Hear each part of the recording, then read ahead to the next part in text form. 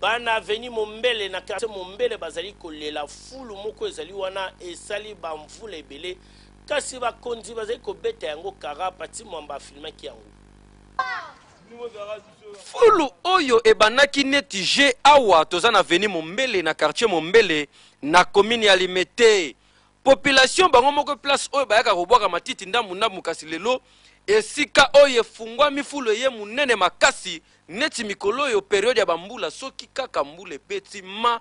ezalaka somo maye bimaka ya salite chaka solo ya kosakana te population bamona makambo ya ndenge na ndenge na mopanzi wenzeza wana bato bazoteka biloko ya kolia na biloko ya ndenge na ndenge bakoma ko souffrir parce que population bango moko bakomi kolela bazoko ko supporter les sous solo ezobima awa te surtout salite malaria na typhoïde ezotikela bango tuta mukiete full o tozomona awa full o depuis dans la bas mike on a komona full o ça ta 50 ans na ko ba dire parce que ngala la kola ala mona full o ba caméra ba ya awa ba film ba loba to ko longo ba ya ko longo la honte donc ça va beaucoup mais c'est limité attends pour la full o ana ko longo la awa ba te ka blo ko lia awa ba mapa ba ko ma foot eza awa blo to lia ba ba sakana typhoïde eza awa ba ya longo la full o vraiment full o ba ne fana ba kipaka ngote to ka ka gourmet c'est limité za ameto mona ka été ba place musuto mona ba sa ba salongo mais awa ba posé ba ya ka ozwa mbongo ba sala ba salongo te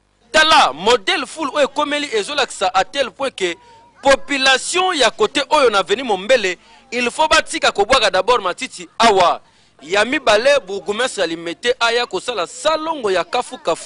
et puis baluka solution et pas ini bakoki kotia full parce que awa bango moko population bazobela bango moko population bazolela koka moi terrible